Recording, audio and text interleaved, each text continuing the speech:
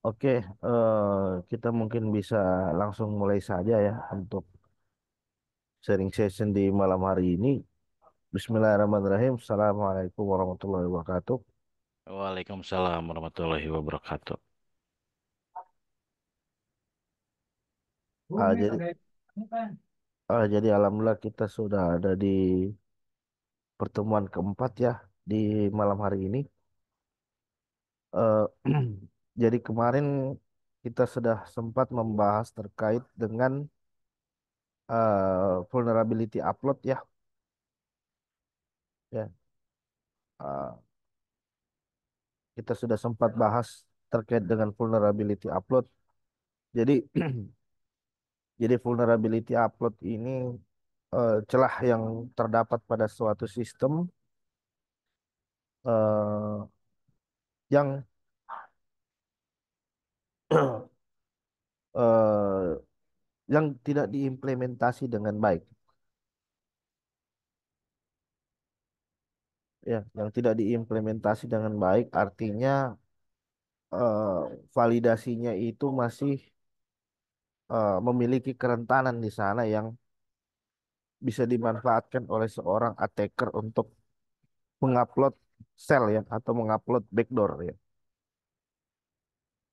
Sehingga untuk implementasi dari upload ini tentu saja perlu dilakukan trial and error gitu ya. Jadi jangan puas dengan implementasi atau eh, validasi dari form upload kita sekarang ini. Jangan, itu masih perlu dievaluasi lagi sehingga didapatkan implementasi validasi yang kuat di situ ya. Nah, jadi yang ingin kita pelajari di malam hari ini adalah terkait dengan comment injection ya. Comment injection atau biasa kita sebut juga dengan comment execution. Jadi kita melakukan injeksi. Kalau kemarin kan kita injeksinya eh, kalau kemarin itu kan kita injeksinya ke ini ya, ke form upload. Nah, kita bisa melakukan injeksi juga ke form pencarian ya. Jadi form pencarian itu memungkinkan juga untuk bisa diinjeksi ya. Jadi intinya yang namanya jalur-jalur input itu harus divalidasi dengan baik itu semua. Jalur-jalur input ya. Jalur-jalur input maupun output itu harus dapat divalidasi dengan baik gitu. Kenapa? Karena di sana ada kemungkinan seorang attacker itu menyisipkan suatu script ya, memasukkan suatu script yang tentu saja script tadi akan berbahaya, akan memiliki dampak yang berbahaya di dalam sistem yang kita kelola. Jadi tanpa panjang lebar lagi, saya coba share screen dulu. Ah,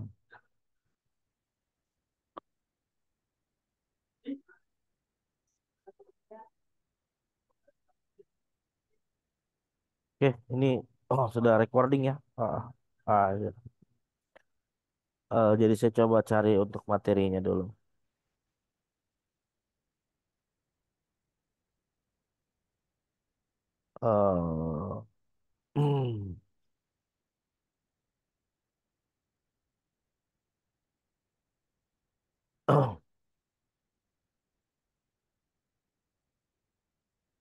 Eh, jadi materi adalah vulnerability upload ya, upload. Vulnerability upload lagi. Comment execution. Comment execution. Ini. Jadi bisa disebut comment execution atau bisa disebut juga sebagai comment injection ya. Jadi macam-macam ya. Jadi tapi secara garis besar artinya sama. Bagaimana kita eh, menginjeksi ke dalam suatu pesan ya.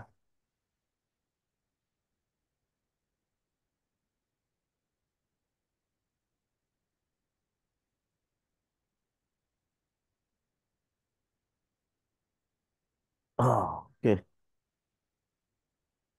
Um, ya, jadi ini untuk materi kita di hari ini ya terkait dengan comment injection. Jadi ini adalah objektif yang ingin kita capai di pelatihan malam hari ini. Jadi yang pertama kita akan membahas terkait eh, konsep dasar dari comment injection. Kemudian apa saja jenis jenis serangan comment injection, cara kerja dari comment injection, contoh serangannya, dampaknya ke dalam sistem, teknik dan metodenya, dan yang terakhir tentu saja kita nanti akan melakukan demo, ya, melakukan demonstrasi terkait bagaimana melakukan comment injection, melakukan injeksi ke dalam suatu jalur input gitu ya.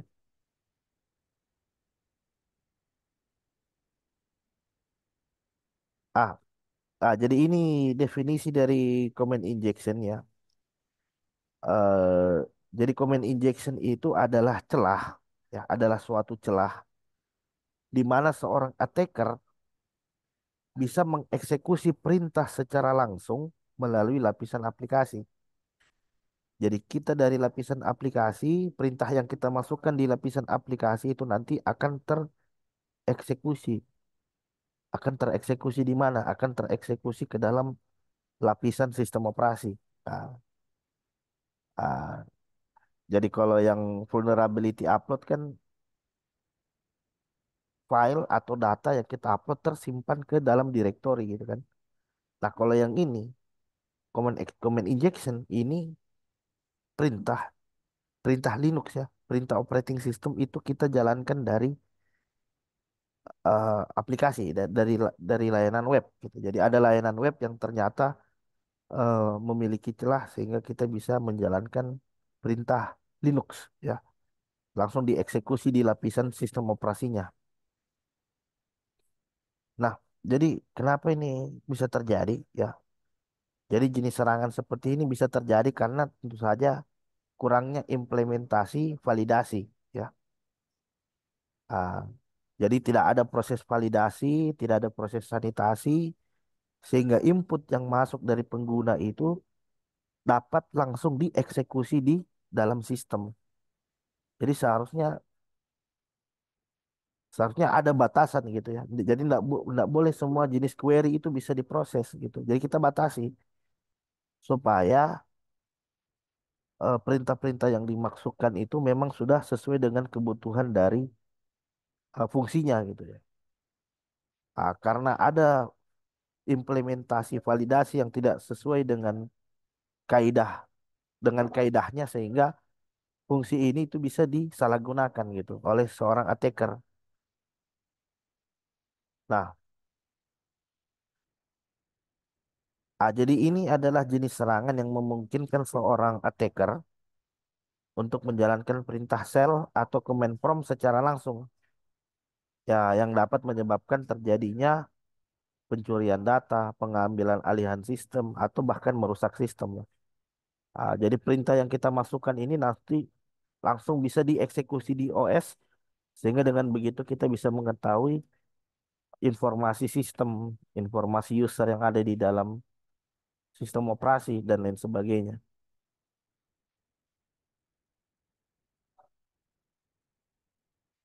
Nah, jadi dengan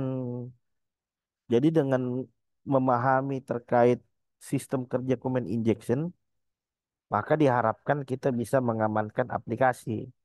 Terus kita juga bisa mengamankan sistem operasi, ya. Dan tentu saja ini bertujuan untuk mencegah terjadinya akses ke file-file sensitif yang ada di dalam sistem.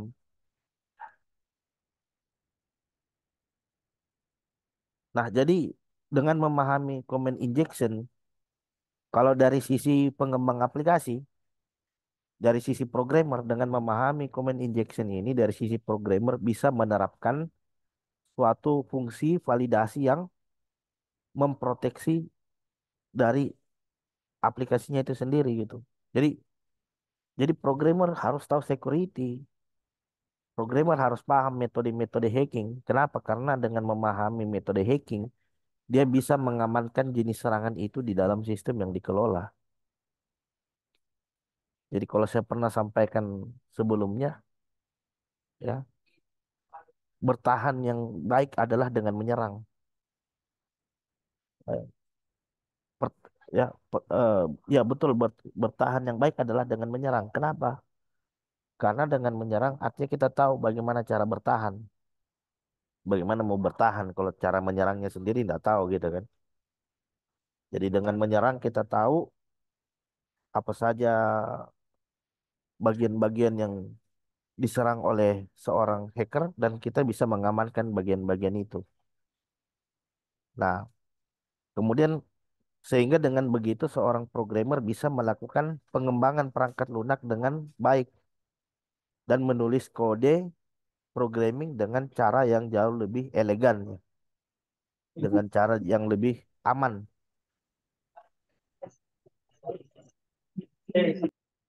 Kemudian kalau dari sisi sistem, kita bisa meminimalisir resiko seperti adanya serangan injection. Jadi salah satu upaya yang bisa kita lakukan di situ adalah dengan membatasi hak aksesnya. Ya, ada akses-akses tertentu yang coba dilakukan oleh hacker ke sistem, maka itu akan tertolak. Kenapa? Karena kita sudah batasi hak aksesnya. Jadi ini banyak terjadi. Kita konfigurasi sistem, tapi hak aksesnya kita ndak batasi gitu. Nah, ini yang terjadi. Ah, Sehingga ketika hak aksesnya ini tidak dibatasi, maka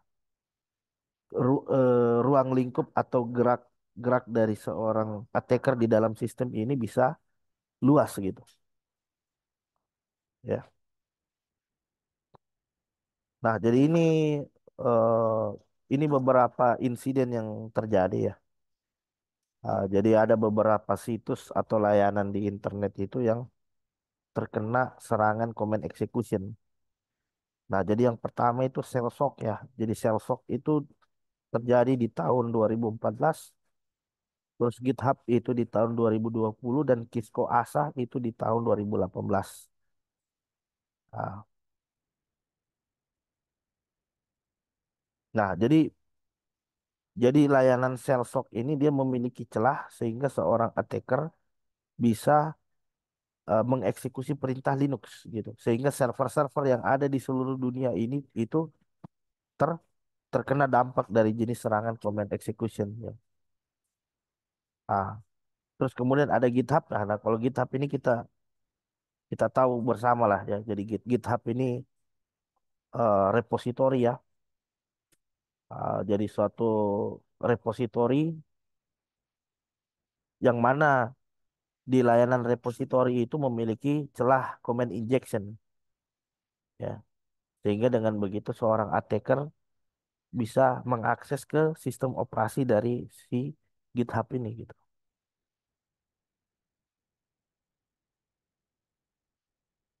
Ini juga Kisco Asa ada celah command execution-nya sehingga seorang attacker di sini bisa melakukan pengambil alihan pada perangkat jaringan yang ada di dalam suatu organisasi ya. Yang dalam hal ini yang menggunakan vendor dari Kisco Asa gitu ya. Nah, jadi ini ini adalah beberapa hal yang perlu kita ketahui untuk melakukan jenis serangan command injection. Jadi yang perlu kita ketahui di sini itu adalah pertama satu jalurnya, path-nya, di mana jalur yang nanti kita bisa inject ya, di mana nanti bisa di form input, bisa di form pencarian. Nah, di situ kita bisa identifikasi sebagai attack surface-nya ya, permukaan yang bisa kita injeksi. Terus kemudian tentu saja untuk melakukan jenis serangan command injection ini kita harus paham perintahnya. Jadi biasa apa kita sebut sebagai apa? Kita sebut sebagai pilotnya. Jadi seperti apa jenis pilot yang nanti kita implementasi ke dalam form input tadi atau form pencarian. Ah, terus yang ketiga, yang terakhir tentu saja kita harus paham seperti apa output yang selanjutnya nanti akan dihasilkan dari pilot yang kita jalankan dari lapisan input ini gitu ya. Nah, jadi comment injection itu beda dengan SQL injection ya. Jadi kalau comment injection ini umumnya perintah Linux ya. Jadi kita jalankan perintah Linux dari lapisan aplikasi. Ah, jadi contoh perintah Linux itu kan seperti ls ya, cat, ping dan lain sebagainya. Sedangkan kalau SQL injection itu kita melakukan query SQL. Itu. Kalau SQL injection kita jalankan query SQL. Kita jalankan query SQL dari mana? Dari lapisan aplikasi. Sehingga query yang kita implementasi ini selanjutnya nanti akan melakukan modifikasi terhadap data yang ada di dalam suatu database gitu. Misalkan kita pengen ngelihat data, kita pengen melakukan query untuk ngelihat isi database dan lain sebagainya. Nah, itu dilakukan dari lapisan aplikasi. Jadi kita lakukan query secara tidak terautorisasi. Ah, jadi di sini kita bisa melakukan injeksi. Jadi kita bisa lakukan injeksi di mana? Dari formulir webnya ya. Jadi ada form input, form upload, form pencarian, form URL. Nah, itu bisa diinjeksi dengan jenis serangan command execution. Nah ini contohnya. Perhatikan. Jadi kita punya fungsi PHP di sini seperti ini. Dia menerima input dari parameter, terus disimpan ke dalam variabel username. Nah, variabel username ini selanjutnya nanti akan dieksekusi di baris perintah berikutnya. Jadi apapun nilai yang ada di dalam variabel username ini nanti akan dieksekusi. Nah, bisa kita lihat di sini bahwa di dalam variabel username di sini itu tidak ada proses validasi. Jadi semua input yang masuk pasti akan langsung dieksekusi. Nah, jadi apa yang dilakukan oleh hacker? Jadi yang dilakukan oleh hacker di sini dia memasukkan suatu apa? Suatu perintah Linux. Coba lihat. Jadi dia masukkan perintah John terus diikuti dengan titik koma rm min rf. Ya. Jadi ini jadi ini artinya apa? Jadi ini artinya kita membuat chaining comment. Ini kita buat chaining comment. Jadi kita buat perintah yang berantai gitu ya. Jadi dieksekusi dulu perintah yang pertama. Tapi setelah perintah yang pertama ternyata ada perintah lagi yang kedua, yaitu apa? rm min rf. Terus diikuti dengan slash. Ini artinya apa? Ini perintah untuk menghapus seluruh direktori yang ada di bawah root directory. Nah ini lihat parahnya ini. Jadi kenapa ini bisa dieksekusi? Karena tidak ada validasi. Jadi langsung dieksekusi secara bulat-bulat gitu, secara telanjang. Ini berbahaya sekali. Jadi ini dampak dari jenis serangan dari command execution. Jadi ada terjadi akses secara tidak sah ke dalam sistem. Terus seorang attacker di sini selanjutnya bisa melakukan penghapusan data, penghapusan file, bisa melakukan pengambil alihan sistem, ya, bisa melakukan, bisa mengeksekusi perintah-perintah di dalam lapisan operating system. Atau yang paling parah dia bisa sampai melakukan eskalasi. Kita mengeskalasi agar kita naik sebagai seorang administrator. Nah, ini. Jadi kita coba bisa langsung demo ya. Jadi seperti ini. Jadi saya langsung demo saja.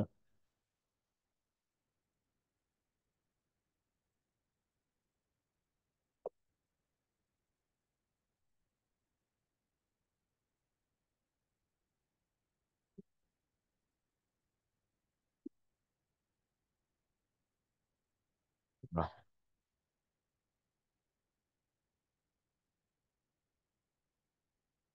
Jadi ada itu, ada istilah, ada kita kenal dengan istilah yang namanya chaining comment ya.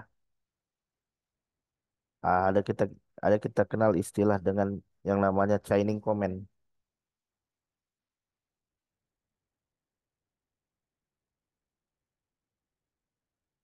Sebentar dia loading dulu.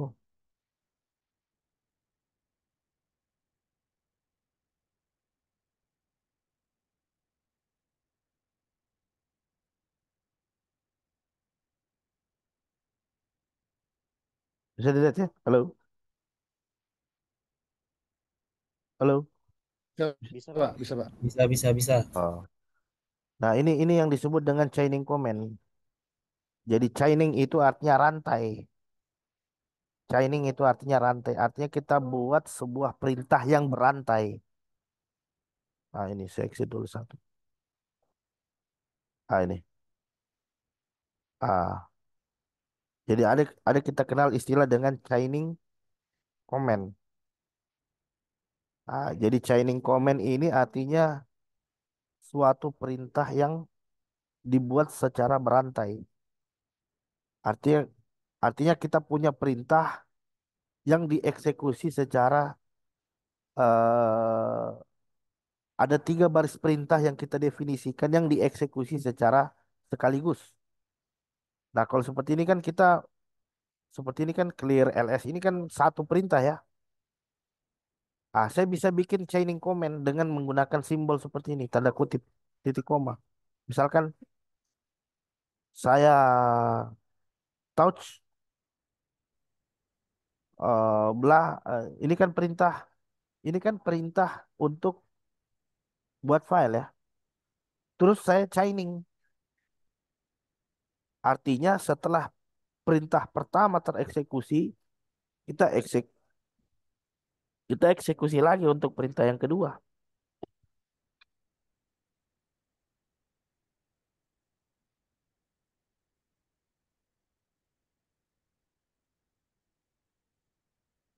Nah, gini ya.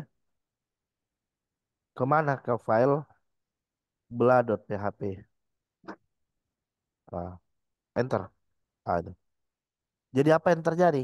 Ini yang terjadi, kita buat file dulu, namanya bla.php. Terus setelah kita eksekusi perintah pertama, kita eksekusi lagi perintah kedua. Nah, perintah kedua ini memasukkan suatu string. Memasukkan suatu nilai ke dalam variabel blah.php yang kita buat sebelumnya. Nah, jadi kalau saya coba lihat isinya, cut blah, nah itu sudah terisi kan? Nah, ini yang kita sebut dengan chaining comment. Jadi kita buat perintah yang berantai. Jadi misalkan saya buat begini, eh mkdir, mkdir inventory, hi. Terus saya chaining comment dengan ls min al, hi. Nah, kita coba lihat, enter. Itu. Es, coba lihat. Jadi kita buat direktori namanya hi.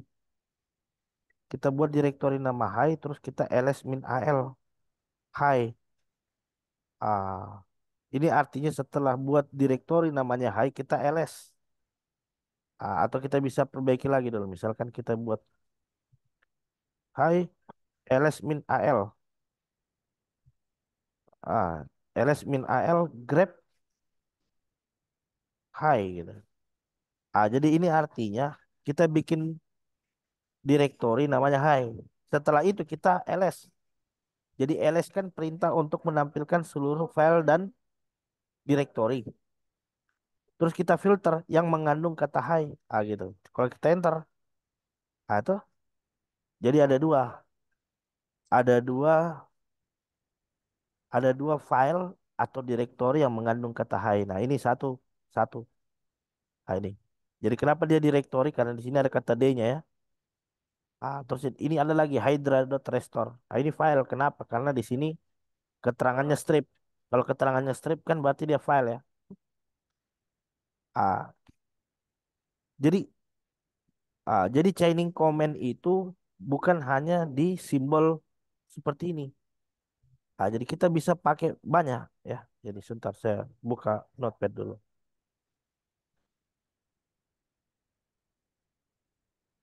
Jadi chaining comment itu bisa pakai simbol ini. Ini artinya apa ini? Titik koma ya, apa sih? Gimana cara bacanya itu? Terus bisa juga seperti ini. Bisa juga kita pakai simbol dan. Atau kita bisa pakai simbol or. Atau kita bisa pakai simbol dan seperti ini. Ini semikolon ya, semikolon. Ini bisa semikolon, bisa pakai dan, or. Jadi misalkan kalau saya pakai simbol dan gimana? Atau saya pakai dan misalnya. Jadi kan kita biasa melakukan seperti ini ya.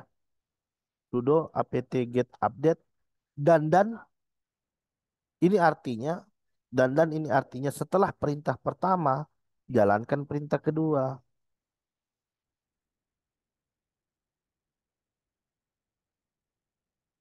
Enter. Jadi yang terjadi di situ adalah dia melakukan update. Setelah dia lakukan update, dia mengeksekusi perintah upgrade. Itu chaining comment namanya.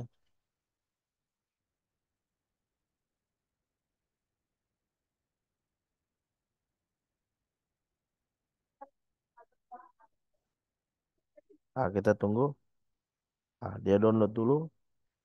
Setelah dia selesai download, dia langsung lakukan perintah upgrade.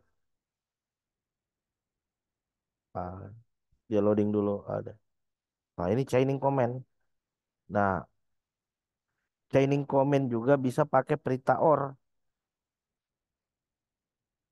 Perintah or. Misalkan saya pakai begini. Ini mas siapa?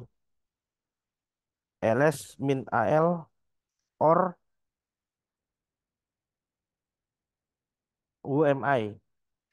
Itu. Ah,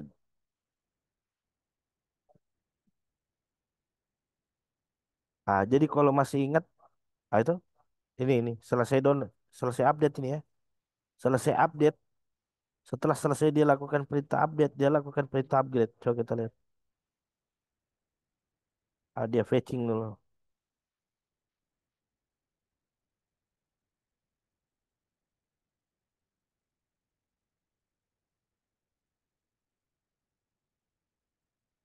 Ini perintah upgrade-nya agak lama ini.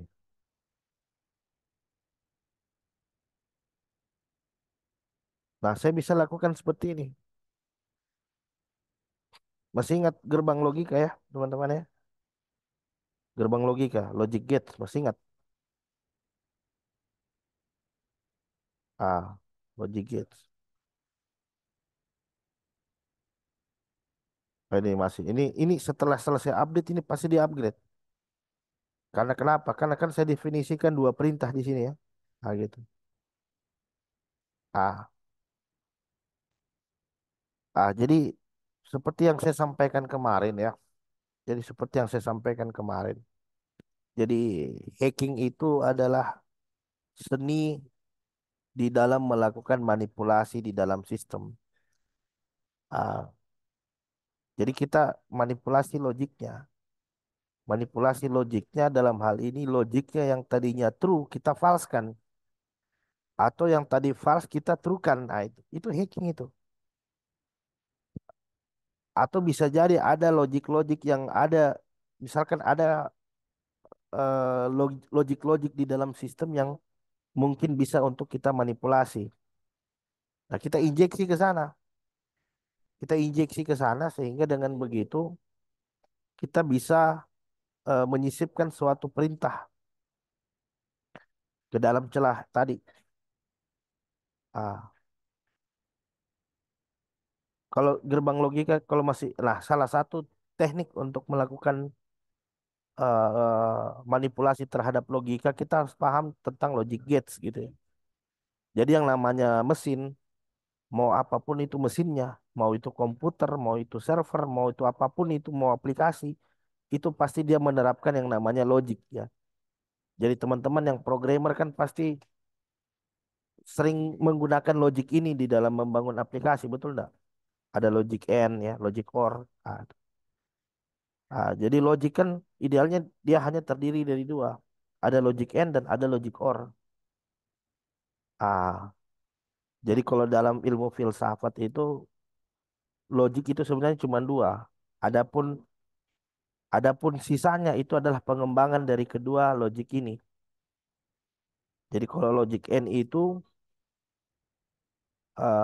jadi kalau logic and masih ingat, kalau logic and itu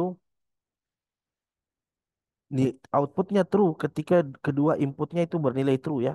Misalkan di sini kalau true and true berapa? Kalau true and true di sini nilainya apa? Nah, kita mulai dari yang false dulu lah. False and false pasti false ya. False and true apa ini? False ya. True and false, false. Pas, True and true. true. Ini baru dia bernilai true. Kalau kedua inputnya itu bernilai true. Dia bernilai true ketika kedua inputnya bernilai true. Kalau or, bedanya or. Kalau bedanya or, kalau logika or, itu yang penting salah satunya. False, false or true, true. True or false, true. True or true, true. Gitu.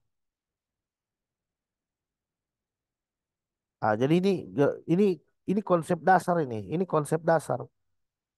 Pengembangannya dari logic and itu kan ada apa? Ada not and, ada ada none ya, not and. None itu kan artinya not and, XOR, nor ya, not or. Itu. Kalau yang ini itu pengembangan dari sini, dari kedua logic ini. Nah, jadi kenapa? Jadi misalkan kalau saya katakan begini, jadi beda itu kalau saya katakan harta atau nyawa sama harta dan nyawa. Itu beda itu, dua hal yang berbeda itu. Kalau saya katakan harta atau nyawa, misalkan saya todong orang ini, saya tanya harta atau nyawa. Berarti kan kita kasih pilihan dia. Anda mau kasih harta Anda atau mau kasih nyawa Anda gitu kan. Salah, bisa salah satunya atau bisa dua-duanya. Yang penting tidak bisa tidak dua-duanya gitu ya. Kalau saya katakan atau berarti kan boleh salah satunya. Ya, entah Anda itu mau kasih harta, entah Anda itu mau kasih nyawa. Yang jelas tidak boleh kalau tidak salah satunya. Tidak boleh tidak salah satunya atau tidak kedua-duanya. Itu logic or. Nah, kalau logic and berarti kalau saya bilang harta dan nyawa, harta dan nyawa. Berarti Anda harus kasih saya harta dan kasih nyawa. Itu. Karena dan ya. Jadi dan itu harus kedua-duanya. Beda kalau atau itu salah satu. Kalau dan itu harus dua-duanya. Nah, ini logika dasar ya. Jadi logika dasar itu pasti kepake di dalam mesin. Mau apapun mesinnya itu pasti pakai yang namanya gerbang logika.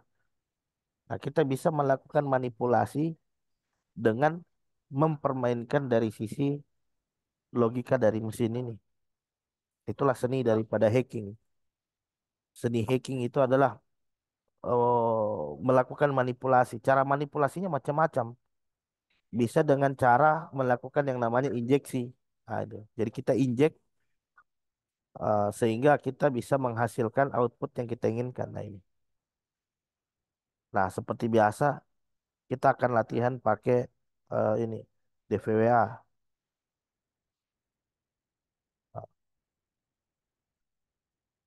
Jadi di sini saya mau latihan pakai DVWA.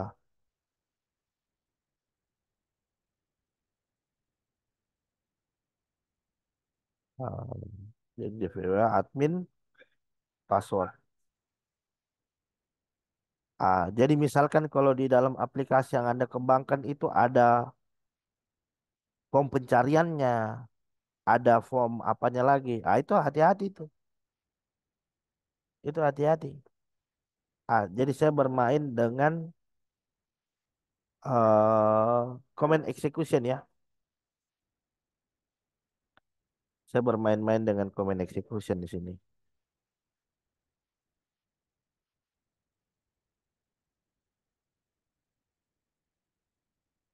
Ah, jadi coba perhatikan di sini.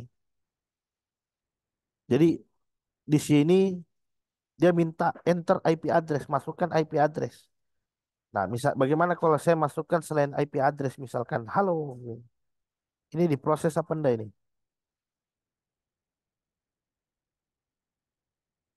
Ah, you have enter a valid IP ya. Oke, kita set dulu levelnya. Kita mulai dari yang low dulu ya.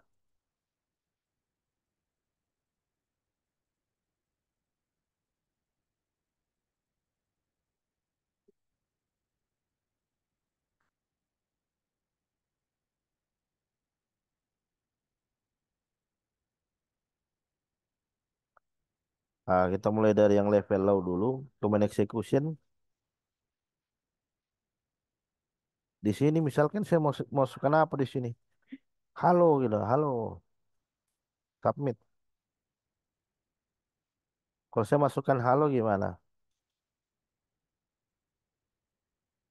Jadi, oh enggak bisa ya, enggak diproses ya. Coba, halo, enggak terjadi apa-apa ya. Kalau saya masukkan halo. Nah, jadi jadi seperti yang saya sampaikan kemarin bahwa yang namanya aktivitas ethical hacking itu adalah aktivitas coba-coba. Jadi kita coba-coba segala kemungkinan. Nah, dari kemungkinan-kemungkinan yang ada nanti kita coba pelajari mana yang kira-kira nanti bisa menjadi celah yang bisa kita manipulasi dari sisi target. Ini kan dia minta IP ya. Ini kan dia minta IP. Misalkan kalau saya masukkan seperti ini, 8 lap, IP berapa misalkan? 208 6722222. Ini kan alamat IP-nya OpenDNS ya. Jadi saya random aja nih, random submit. Ini saya random ini acak. Coba lihat. Dia ping ya. Dia ping 208 67222. Nah, terus di sini coba lihat. Di sini inputnya terjadi sebanyak 3 kali. Nah, kalau kita perhatikan kan ini perintah Linux ya. Kalau kita perhatikan ini perintah Linux. Jadi perintah yang saya masukkan di sini itu nanti akan dilempar ke Linux. Akan dilempar ke lapisan sistem operasi untuk dieksekusi. Gitu ya. Jadi kalau saya coba simulasikan itu seperti ini. Kalau saya coba simulasikan, ini sudah selesai kah ini? Oh, sudah. Oh, dia minta upgrade. Wah, banyak juga ini yang mau di-upgrade. No aja. Saya bikin begini. Perhatikan sini. Saya bikin begini. Itu kan tadi dia mengeluarkan output dari perintah ping ya. Jadi ping. Jadi saya bisa menggambarkan seperti ini. Berarti yang terjadi di dalam sistem itu seperti ini. Ping, terus jumlahnya adalah 3. Berarti count sama dengan 3. Terus kita masukkan perintah IP tadi yang kita input. 208 672222222. Gini kan. Berarti kan yang terjadi seperti ini. Berarti ini ketika ada nilai yang masuk, ketika ada nilai yang kita inputkan ke dalam pencarian tadi, berarti itu nanti akan dilempar ke dalam sistem operasi untuk dieksekusi gitu kan. Gitu. Jadi anggaplah ini nanti berupa variabel ini. Jadi coba kita satu, dua, tiga. Jadi sama ya, outputnya sama. Coba perhatikan. Betul enggak? Outputnya sama ya dengan yang saya jalankan ini. Nah, ini ping 3 kali. Ini ini ping 3 kali juga nih. Ada. Jadi saya melakukan seperti ini. Saya melakukan seperti ini. Masih ingat chaining comment tadi? Chaining comment. Chaining comment kita buat berantai dia. Jadi ping min C. Ini kalau tidak divalidasi, berarti perintah chaining comment saya ini bisa dieksekusi. Saya chaining dengan apa? Saya chaining misalkan dengan perintah PWD. Ah, ini chaining comment artinya. Ada simbolnya nih. Ini simbol artinya setelah perintah ini kita lanjut ke perintah berikutnya. Nah, gitu. Tadi kan saya sudah tunjukkan ya contohnya. Ketika saya enter. Ah, mohon maaf. Nah ini coba lihat. Coba lihat ini. Jadi ini ping ini perintah ping. Ini sampai sini perintah ping. Tapi setelah ini ternyata coba lihat ada ini. Ada perintah PWD. Jadi PWD itu artinya print working directory. Jadi ngeprint directory aktif yang ada di dalam target. Nah, jadi saya bisa masukkan ini. Ini kira-kira ini tereksekusi apa enggak ini? Kalau ini tereksekusi, kalau ini tereksekusi, berarti ini artinya apa? Berarti di sini artinya dia tidak menerapkan validasi karena ini dieksekusi. Ini seharusnya jangan dieksekusi. Dia cukup ini saja. Tapi kalau dia tidak menerapkan validasi, ini diproses semua ini. Ini dianggap sebagai satu perintah. Ketika submit, kita coba lihat. Coba lihat ini. Keluar ya. Jadi ini isi direktori dari mana? Ini lokasi direktori dari server target. Ah, ini isi direktori dari server target. Jadi kalau kita coba kita lihat gimana cara validasinya. Coba kita lihat gimana cara validasi yang diterapkan oleh dia. Nah, ini coba lihat ini. Ini tidak ada validasi nih. Ini tidak ada validasi. Coba, ini tidak ada validasi. Jadi masuk input masuk langsung dieksekusi tanpa adanya proses validasi. Ini kan begini nih parah sekali. Jadi dia tidak menerapkan validasi sama sekali. Coba kita naik.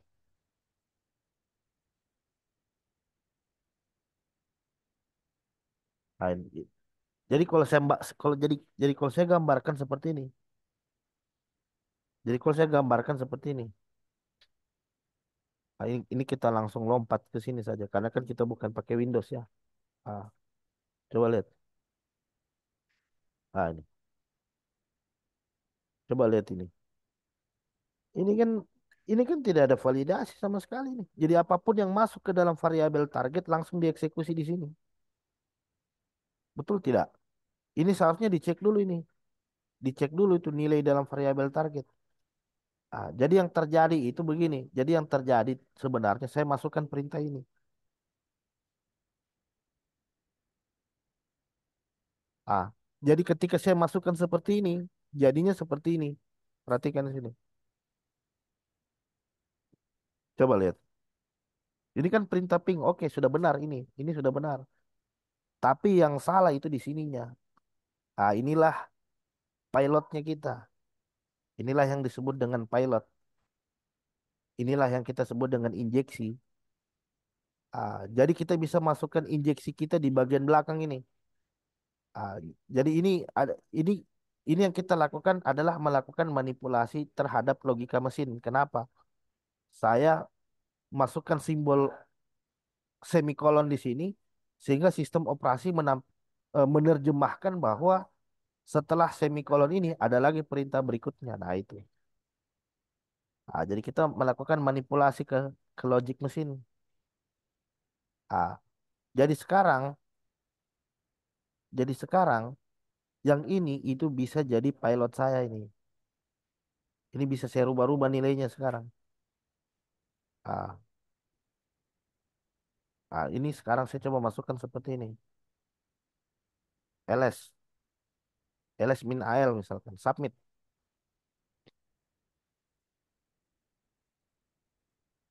Coba kita lihat keluar enggak? Nah, itu keluar kan? Keluar isi filenya ini. Ini. Ada gacor, ada help, ada index, ada source, ada T1 JPG.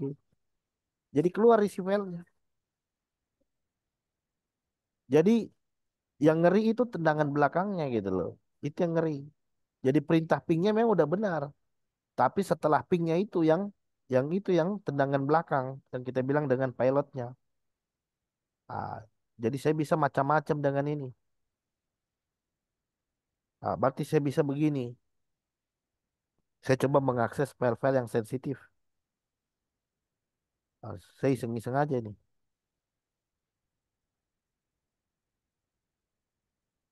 Or cut etc passwd. Ini artinya ini perintah untuk apa? Ini oke, udah benar. Setelah ini perintah untuk apa? Ngelihat isi file yang ada di dalam passwd. Ketika saya submit, kita lihat apa yang terjadi. Itu keluar itu, keluar itu isi filenya keluar. Ini kan file-file sensitif ini. Jadi attacker bisa tahu, oh di dalam sistem ternyata ada user MSF admin, ada user namanya nobody, ya, ada user namanya bin, di ccd, start ini kan, jadi saya tahu ini, saya jadi tahu, oh ini ada user MySQL, ada user Tomcat, ada user di ccd, ya, ada user system dan ada user service, ya, ini yang kita sebut dengan command injection. Jadi perintah yang kita injeksi itu dieksekusi langsung ke dalam lapisan sistem operasinya. Nah, di sini saya bisa seperti ini. Saya bisa seperti ini dong. Saya coba lihat lognya. Cut, var, log, out, log. Ini kan file sensitif ini. Ini kan file-file sensitif. Coba diproses enggak? Oh, enggak bisa diproses. Kalau gini 208, terus saya coba melihat isi 208 67 222 222. Misalkan saya mau isi apa di situ. Cut etc shadow. Ini etc shadow kayaknya nggak bisa dilihat. Karena nyangkut di permission ya. Ini nyangkut di permission ini. Karena etc shadow setahu saya itu harus akses sebagai root. 208 67. Saya coba lagi yang lain. Saya coba, misalkan untuk saya coba untuk apa? Saya coba masukkan perintah if config. Ini keluar enggak ini?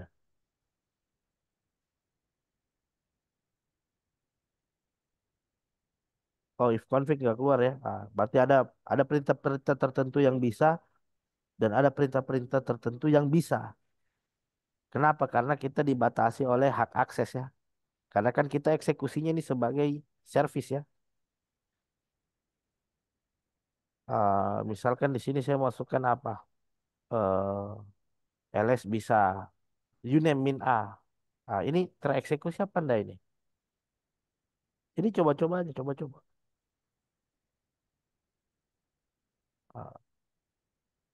Ah, Bisa ya, keluar ini. Linux Metasploitable. Ini kan informasi yang ada di target ini. Ini kan informasi server ini. Ah, jadi jadi saya bisa lakukan seperti ini. Jadi saya bisa lakukan jenis serangan yang kita sebut dengan reverse connection ya, atau reverse shell ya. Ada direct shell, ada reverse shell. Jadi kita mencoba membuat seolah-olah eh, seolah-olah target yang meminta untuk terhubung sama attacker. Jadi bukan kita yang melakukan permintaan koneksi. Itu kan kadang diblok sama firewall ya. Itu kadang diblok sama firewall itu. Nah, misalkan kalau saya lakukan seperti ini, ya. Jadi ada jenis serangan namanya, sebentar. Ada jenis serangan seperti ini. eh Reverse shell. Nah,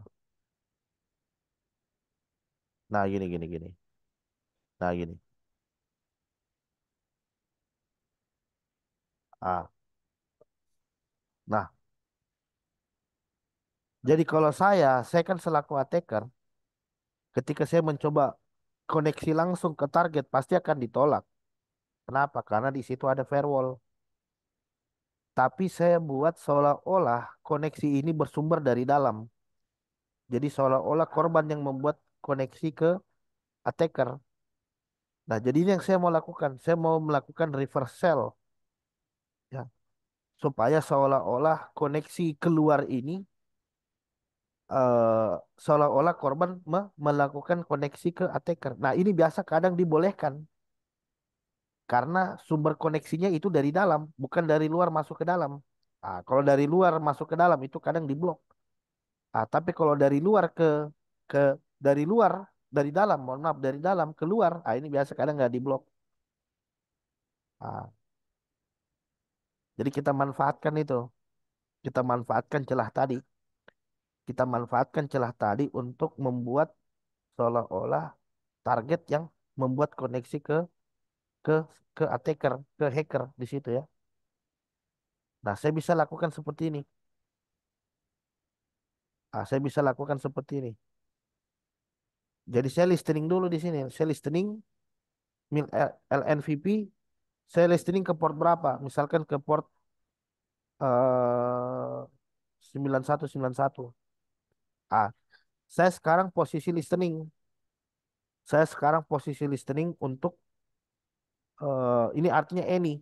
Ya. Jadi saya listening, saya buka port 9191 untuk koneksi dari manapun itu sumbernya. Ah, kemudian saya lakukan seperti ini. Ah, ini kan pilot saya tadi ya. Ini kan pilot saya tadi ya. Ini pilot saya. Ah, saya buat seperti ini. Ah, saya buat seperti ini. NC, NC min E, bin bus. Ah, jadi yang mau saya take over apanya? Yang mau saya take over itu selnya, busnya, born again selnya ya. Kemana? Ke IP-nya si attacker. Ah, IP-nya si attacker itu adalah dalam hal ini adalah 164.129. Ah, kita pastikan dulu. Kita pastikan dulu IP-nya sesuai.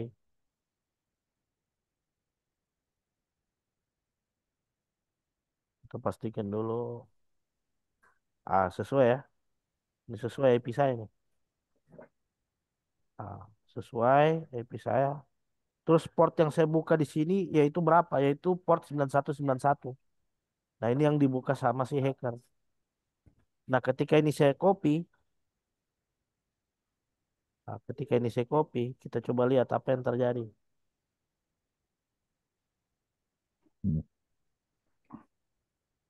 Nah, ketika saya masukkan di sini, tag, saya paste, tak. Nah, ketika saya submit, tak, loading dia nyangkut, nyangkut dia ini, nyangkut loading. Kenapa bisa nyangkut? Tak, karena tas kita sudah masuk. Jadi ada koneksi masuk. Jadi yang membuat koneksi ini bukan attacker, bukan, tapi victim, korban, korban yang bikin koneksi. Jadi kalau yang membuat koneksi itu direct dari attacker langsung ke korban pasti ditolak. Tapi yang membuat koneksi ini adalah si victim. Makanya kita sebut tadi reverse cell. Bukan direct cell, bukan direct, tapi reverse. Ah, jadi kalau kita WMI, saya masuk sebagai W data. If config, oh nggak bisa jalankan ya. Berarti sebagai user www data kita nggak bisa jalankan if config. Kalau ls, lsil bisa.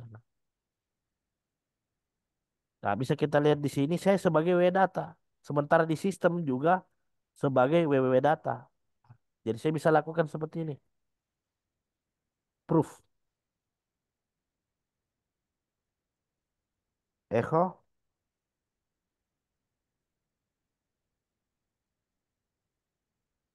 Nikmat dari manakah yang kamu dustakan?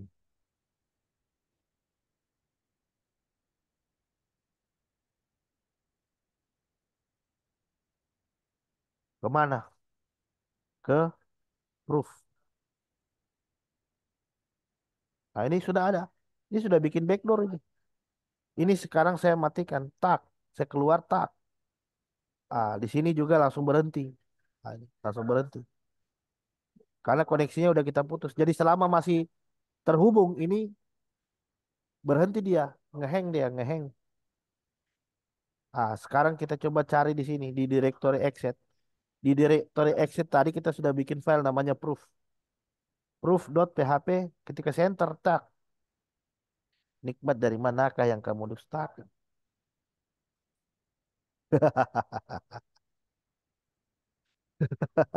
Nah, jadi masuk.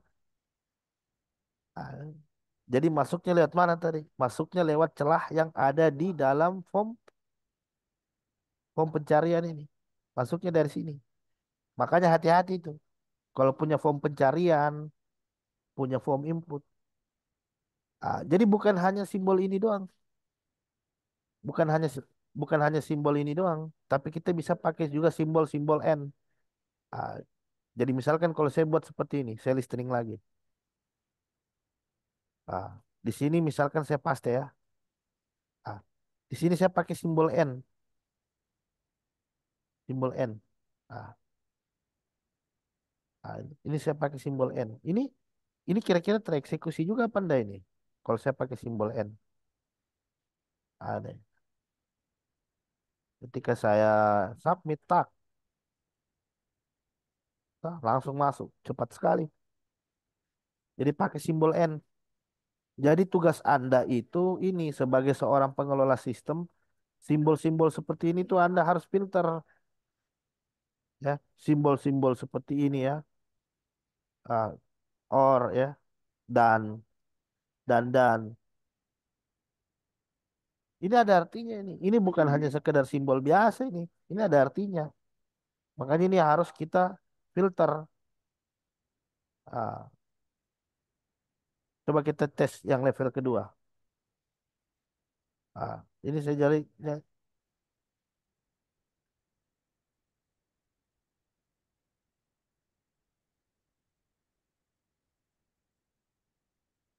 medium. Kira-kira kalau medium ini masih tereksekusi apa enggak ini? Misalkan saya pakai logic chaining comment ya. Saya coba pakai chaining comment tadi. Chaining comment sini. Ini ada chaining comment ya. Ini ada chaining comment. Ini pilot kita ya. Ini ganti portnya lah. Ah, ganti.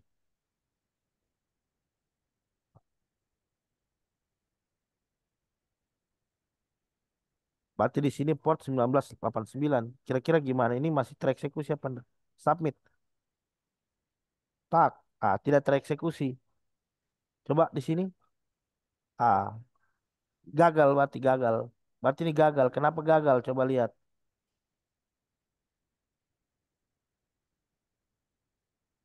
Coba kita lihat source-nya. Nah, dia sudah menerapkan validasi. Jadi ini ndak work ini. Ketika saya inputkan seperti ini, simbol seperti ini itu akan di di di string replace. Nah, ini ada fungsi string replace. Jadi semua kata-kata yang mengandung dan or berarti apa? Berarti dia menerapkan validasi. Tapi validasinya apa? Validasinya tanggung. Berarti masih bisa saya kali dong. Kalau ini kan udah work ya. Simbol seperti ini dan seperti ini udah work. Kalau saya bikin satu dan gimana? Makanya kadang makanya kadang sebagai seorang attacker itu kita siapkan perintahnya. Jadi buat aja banyak-banyak. Terus dites satu-satu. Ya. Misalkan ini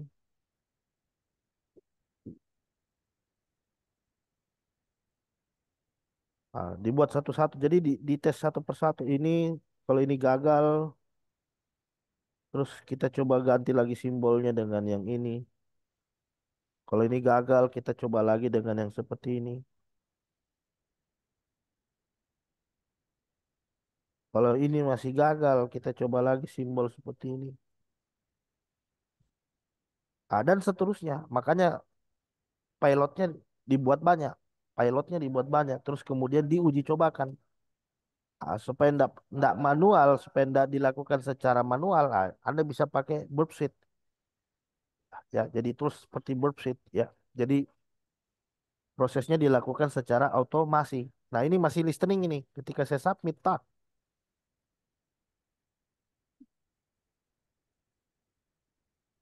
Sebentar. Oh, belum. Masih listening. Oke. Ya pasti. Ini saya ganti jadi satu dan ya. Coba pakai satu dan dulu. Ini tereksekusi enggak? Ini. Wah, oh ini di escape ya. Ini lolos ini masih di escape. Gitu. Kalau begitu saya coba pakai cara begini. Saya coba pakai lagi perintah berikutnya. Saya pakai ini sekarang coba. Saya pakai ini.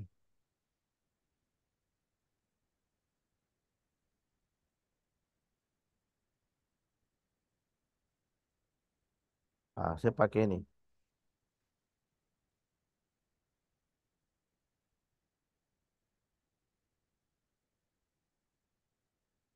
Ah, saya pakai logic OR. Yang logic OR kan tidak masuk ke dalam validasi tadi. Kita lihat. Ngancing. Ngancing dia, kancing. Oh, lolos. Bentar. eh Masih lolos, bentar. Oh, jangan pakai port 1989.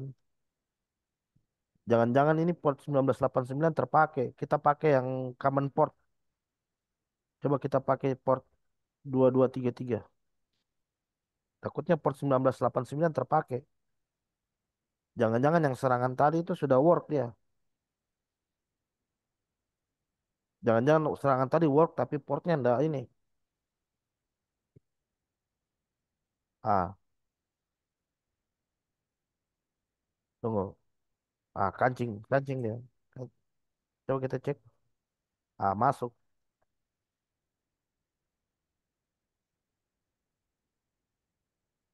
Berarti yang tadi work itu seharusnya. Yang satu dan itu work. Coba kita tes. Karena kan yang difilter dua dan ya. Kalau yang satu dan seharusnya lolos.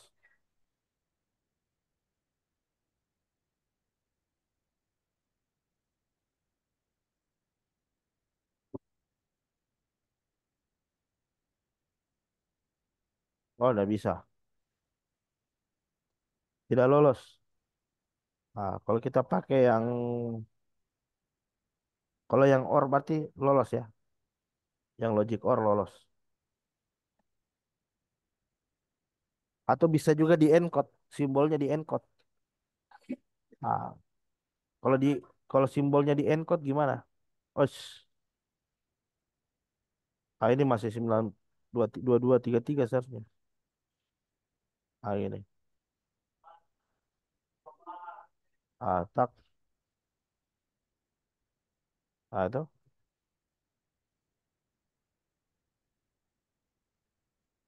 Nah, kalau yang level hacknya gimana? Kalau yang level hacknya sejauh ini yang paling kuat. Sejauh ini yang paling kuat karena memang validasinya udah betul-betul strong ya. Ah, jadi saya sendiri juga untuk yang di level high-nya command execution ini masih masih riset ya cara-cara cara bypassnya. Jadi dia memang betul-betul kuat ya. Saat ini yang paling kuat ini validasinya. Nah, jadi kalau kita coba lihat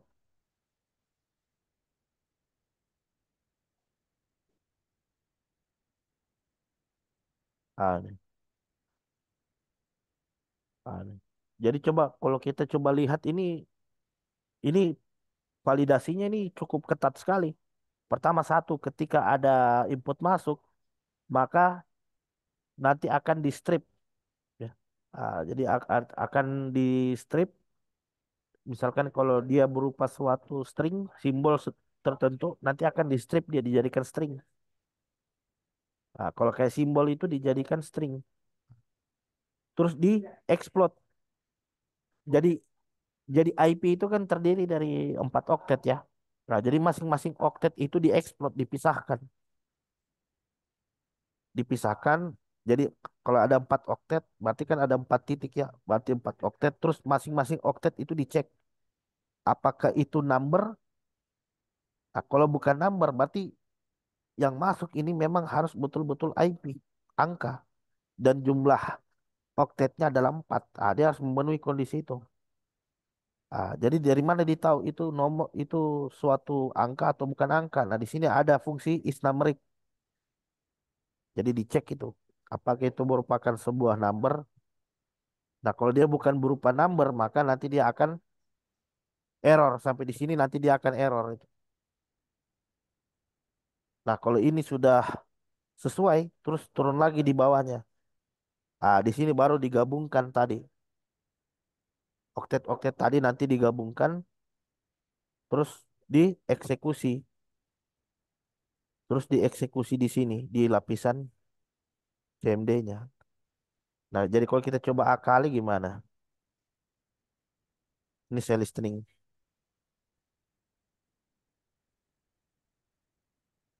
Nah, ini kan yang strong ya.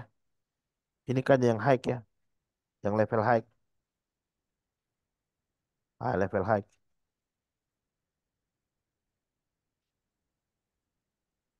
Ah, ini saya coba jalankan 2233 atau ditolak. You have entered a valid IP address. Ah, ini. Jadi kedetek sama dia. Jadi ini sudah susah. Ah, sudah susah dia, sudah kuat. Sudah cukup kuat ya. Untuk saat ini cukup cukup kuat, tapi tidak tahu ke depannya ya. Ah,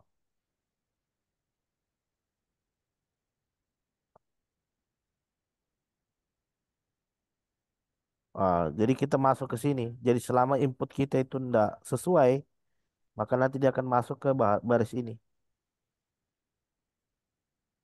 Ah, jadi untuk bisa masuk ke tahap ini, itu kita melewati berapa kali validasi?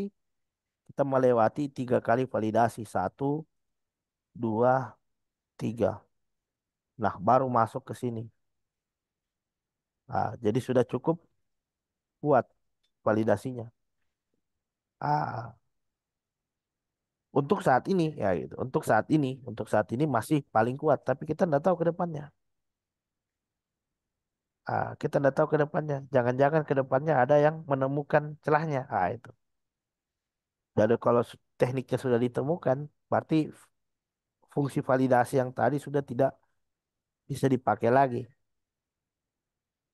Oke, silakan kalau ada pertanyaan.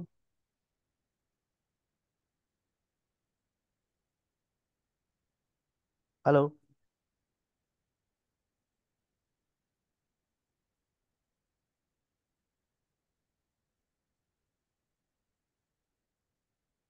halo.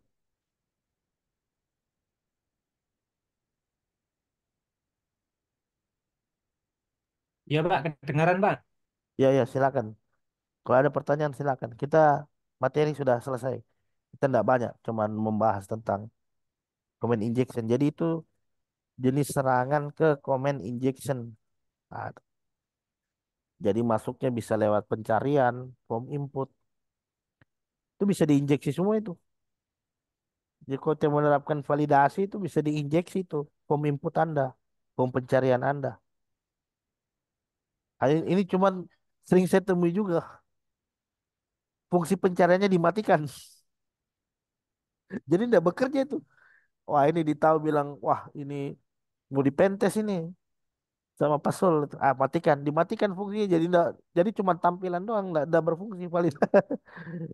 Ya, kalau seperti itu bisa juga untuk menghindari adanya hacking bisa, tapi banyak fungsion banyak fungsionalitas di sistem Anda yang tidak berjalan semestinya.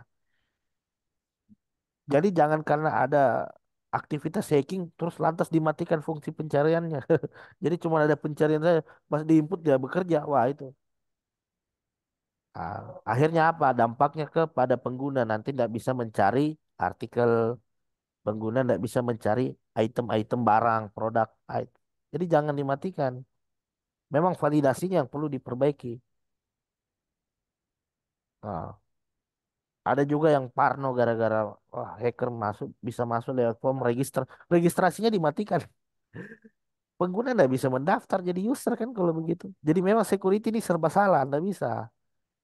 Security ini nih di ditutup. Security itu ketika kita tutup berdampak pada fungsionalitas sistem. Sementara kalau kita buka ada potensi adanya serangan. Jadi solusinya bagaimana? Solusinya kita buka tapi dengan melakukan filter validasi yang kuat. Ah, itu solusinya. Tidak ada solusi. Gitu ya? Halo, ada pertanyaan boleh silakan. Jadi coba coba bayangkan itu ya, bisa bayangkan. Bayangkan misalkan Anda punya form pencarian ya. Contohnya kayak tadi itu ada form pencarian. Ternyata di form pencarian itu si attacker masukkan perintah rm min rf. rm min rf apa yang terjadi? rm min rf slash itu artinya menghapus seluruh direktori dari direktori root. Itu kena hapus semua. Atau dia rm min rf ke direktori web itu kehapus semua nanti sih. Ah, jadi kita harus bisa batasi itu.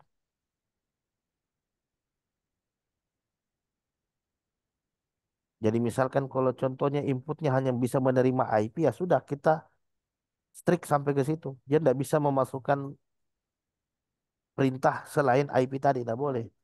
Ketika dia masukkan akan nanti ditolak sama sistem. Oke, ada pertanyaan sampai sini?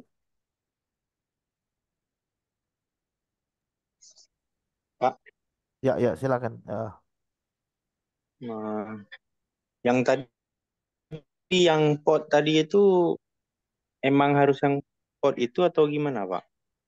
Bisa random, bisa random portnya.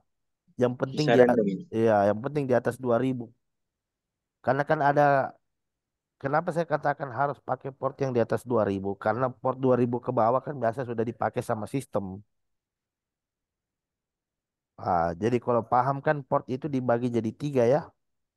Ada known port, port yang sudah di booking oleh sistem.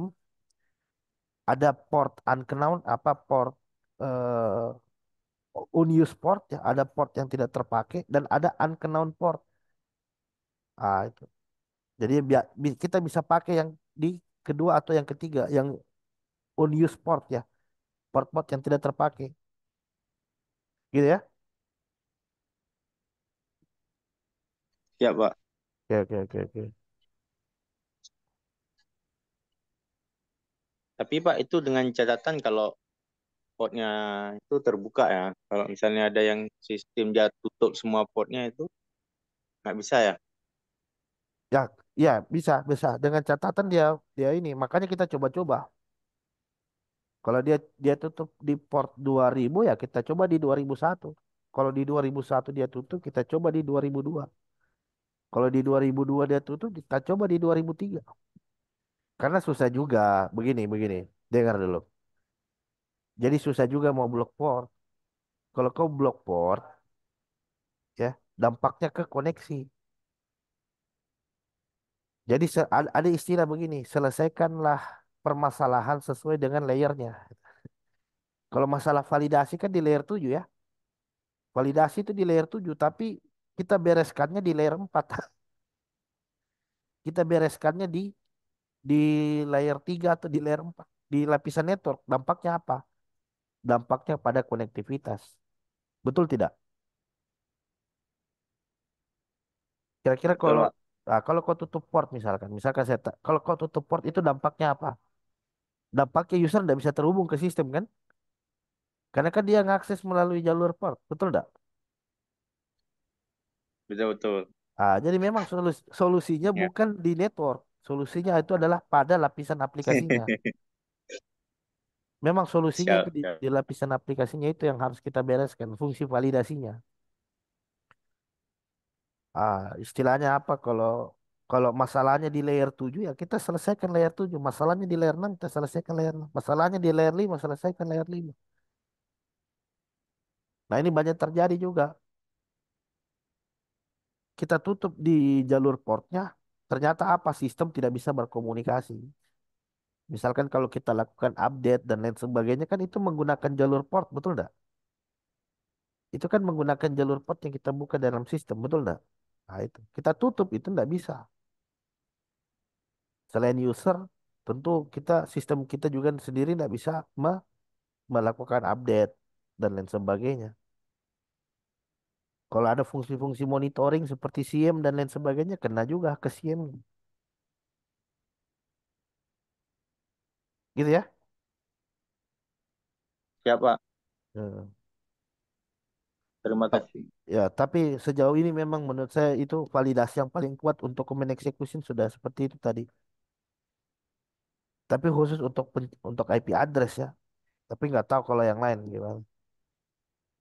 Untuk saat ini itu yang paling strong.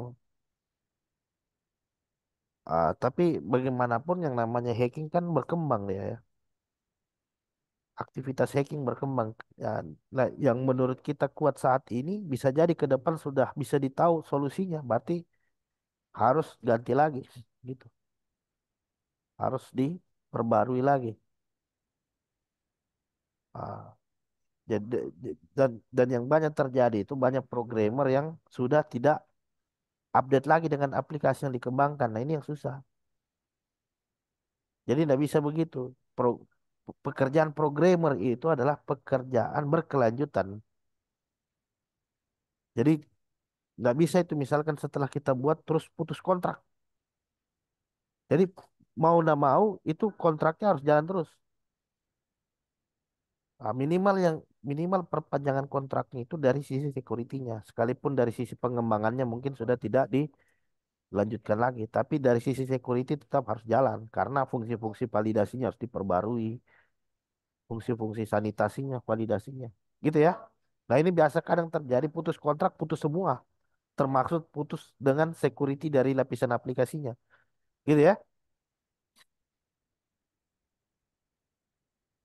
Siapa? Siapa? Nah,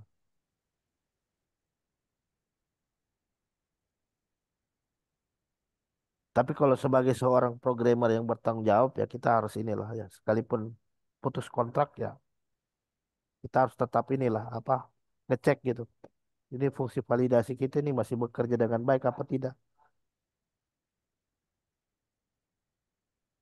Atau ada yang perlu ditambahkan dari fungsi-fungsinya dan lain sebagainya ya. Maksudnya fungsi security-nya ya, bukan fiturnya. Lain lagi kalau saya katakan fitur di aplikasi. Lain fitur, lain fungsi security, lain. Itu. Paling tidak fungsi security-nya yang kita tingkatkan. Sekalipun pengembangan fiturnya sudah tidak berjalan gitu, sudah tidak berlanjut. Gitu. Oke, mungkin itu ya untuk pemaparan materi di malam hari ini. Kita tidak banyak. Insya Allah ini pertemuan yang Empat. keempat.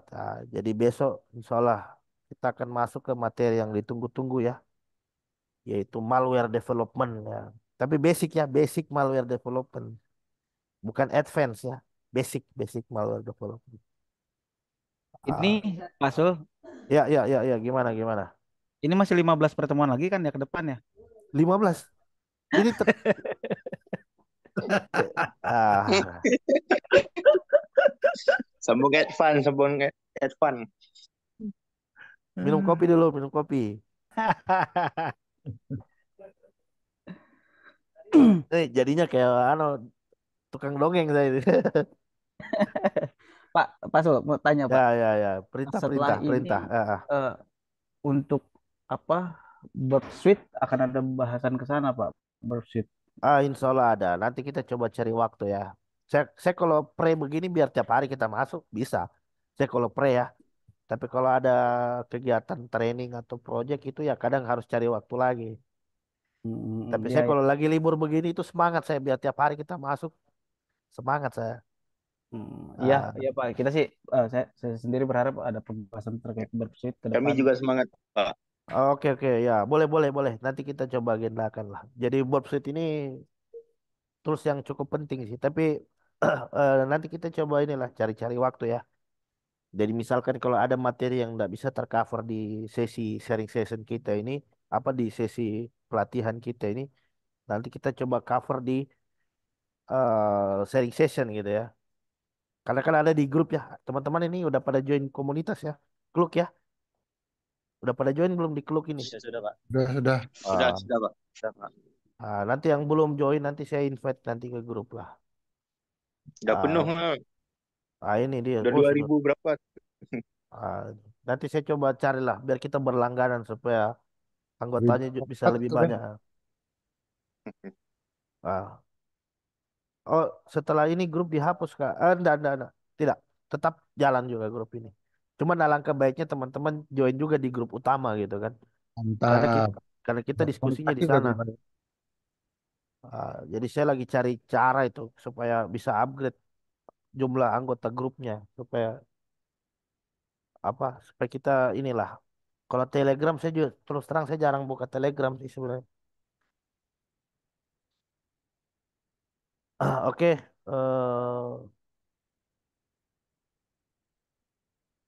ada. Nanti saya follow up ke grup itu tadi karena sudah ada request ya. Buat Suite ya, terus apa lagi? Ah, kita coba agendakan lah. Jadi di pertemuan terakhir besok, insya Allah kita coba bahas terkait dengan malware development dengan Python ya. Dan untuk sisa dan untuk pertemuan berikutnya nanti, insya Allah kita akan coba jadwalkan lagi di hari-hari yang lain ya. Yang penting waktu cocok, saya free, saya ada waktu kosong, insya Allah kita isi untuk hal-hal yang bermanfaat lah ya. Iya, iya Pak Sul. Makasih banyak Pak Sul. Semoga ke Ya, depan ada pembahasan Brexit yang mendalam. siap laksanakan. Iya Pak Sul. Jadi continue di grup ini aja Pak Sul.